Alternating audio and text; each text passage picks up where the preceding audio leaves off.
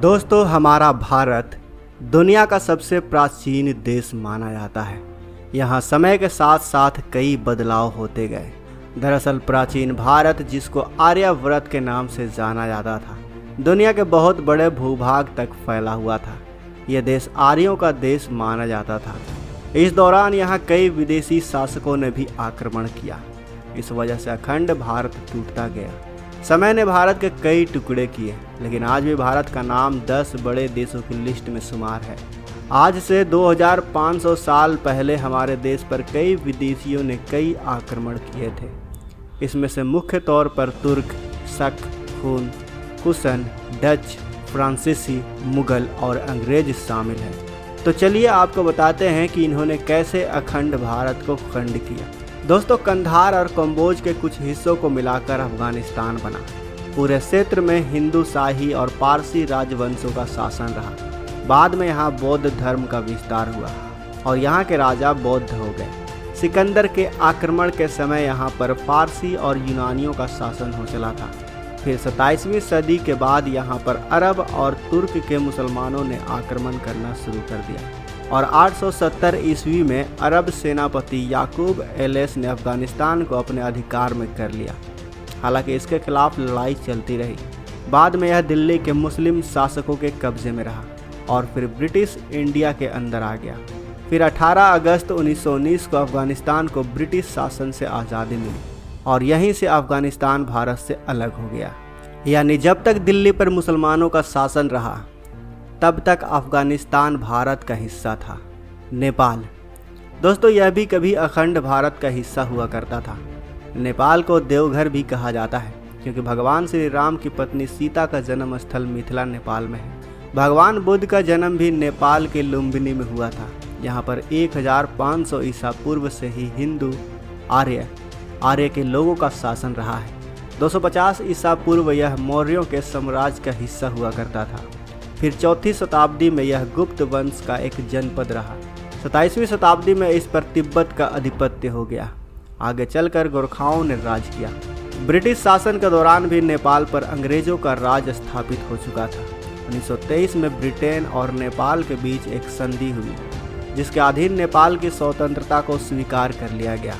भूटान, दोस्तों, भूटान भी कभी भारत का एक अभिन्न अंग हुआ करता था। भूटान भौगोलिक रूप से भारत से जुड़ा हुआ था। भूटान में आज भी वैदिक और बौद्ध धर्म के लोग निवास करते हैं। साल 1906 में अंग्रेजों ने भूटान को अपने अधिकार में ले लिया था। भारत की आज़ादी के 2 साल बाद साल 1949 में भारत ने भूटान को वो सारी ज़मीन लौटा दी जो अंग्रेज़ों के पास हुआ करती थी। लेकिन आज भी भूटान की बाहरी देशों से सुरक्षा भारत के हाथों में ही है। तिब्बत, दोस्तों, अखंड भारत में तिब्बत को त्रिविष्टप कहा जाता है, जहाँ ऋषिका और तुषार नामक राज्य थे। तिब्बत में पहले हिंदू, फिर बाद में बौद्ध धर्म प्रचारित हुआ और यह बौद्धों का प्रमुख केंद्र बन गया। शाक्य वंशियों का शासनकाल 1207 ईस्वी में प्रारंभ हुआ। बाद में चीन के राजा का शासन रहा। फिर 19वीं शताब्दी तक तिब्बत ने अपनी स्वतंत्र सत्ता बनाए रखी। इस बीच लद्दाख पर कश्मीर के शासक ने और सिक्किम पर अंग्रेजों ने आधिपत्य जमा लिया। फिर चीन और ब्रिटिश इंडिया के बीच 1907 में बैठक हुई और इसे 2 भागों में बांट दिया गया। पूर्वी भाग चीन के पास और दक्षिणी भाग लामा के पास रहा, जिसको साल 1954 में चीन ने अपने कब्जे में ले लिया और आज पूरे तिब्बत में चीन का अधिकार है। ईरान, दोस्तों, अखंड भारत का भूभाग ईरान तक फैला हुआ था। ईरान का पहला नाम आर्यन हुआ करता था। कहा जाता है कि भारत के आर्य वहां जाकर बस गए थे। 7वीं शताब्दी के बाद ईरान के पड़ोसी देशों के अरब ने ईरान पर हमला करके अपने कब्जे में ले लिया था। इसके बाद यहाँ पर इस्लाम आ गया और आर्यों ने इस्लाम कबूल कर लिया और आज ईरान एक इस्लामिक देश बन गया। कंबोडिया, दोस्तों, कंबोडिया अखंड भारत का ही हिस्सा था। कहा जाता है कि प्रथम शताब्दी में कंबोडिक नाम के ब्राह्मण ने हिंदू राज्य की स्थापना की थी। इन्हीं के नाम से कंबोडिया देश हुआ।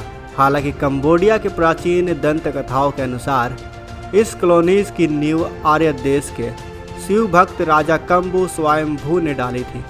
वो इस भयानक जंगल में आए और यहाँ बसी हुई नाग जाति के राजा की सहायता से उन्होंने यहाँ एक नया राज्य बसाया। 19वीं सदी में फ्रांसीसी का प्रभाव इंडो चीन में बढ़ गया था वैसे तो 16वीं सदी में ही इस प्रायद्वीप पर आ गए थे और अपनी शक्ति को बढ़ाने के अवसर की ताक में थे। वो अवसर आया 1854 ईस्वी में। कंबोज के निर्बल राजा अकंडुओंग ने अपना देश फ्रांसीसियों के हाथ में सौंप दिया। इसके बाद कंबोडिया को 1953 में फ्रांस से आज़ादी। दोस्तों, म्यांमार भी कभी ब्रह्मदेश हुआ करता था। इसे बर्मा भी कहा जाता था। म्यांमार प्राचीन काल से ही भारत का ही हिस्सा रहा है। अशोक के काल में म्यांमार बौद्ध धर्म और संस्कृति का पूर्वी केंद्र बन गया था। 1886 ईस्वी में पूरा देश ब्रिटिश भारतीय साम्राज्य के अंतर्गत आ गया, लेकिन ब्रिटिशों ने 1935 ईस्वी के भारतीय शासन विधान के अंतर्गत म्यांमार को भारत से अलग कर दिया और 1937 में म्यांमार को अलग राजनीतिक देश की मान्यता दे दी। मलेशिया।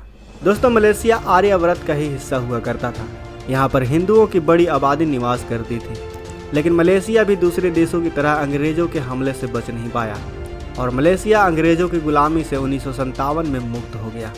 फिलीपींस।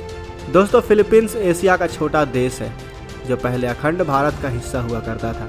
यह देश भी मुस्लिम शासकों से बच नहीं पाया, मगर आज भी यहाँ पर बाकी हिंदू निवास करते हैं। 4 जुलाई 1946 को ये एक स्वतंत्र देश बन गया। इसके बाद यहाँ अंग्रेजों का राज हुआ।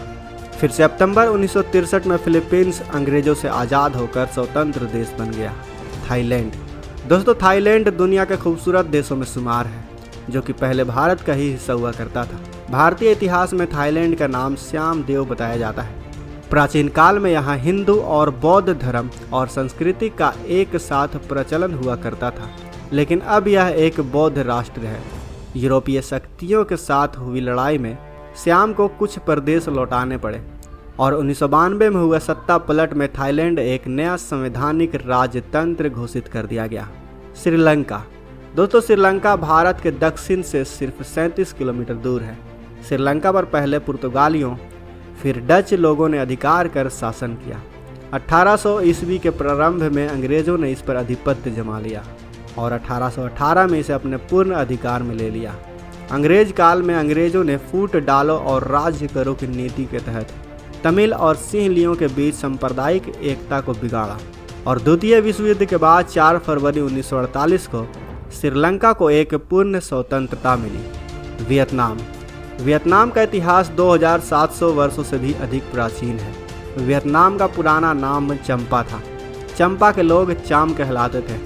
वर्तमान समय में चाम लोग वियतनाम और कंबोडिया के सबसे बड़े अल्पसंख्यक हैं। 1945 को यह फ्रांस से आज़ाद होकर एक अलग देश बन गया। बांग्लादेश। दोस्तों, बांग्लादेश भारत की आज़ादी तक भारत का ही हिस्सा हुआ करता था।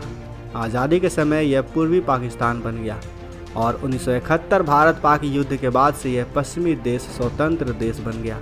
पाकिस्तान।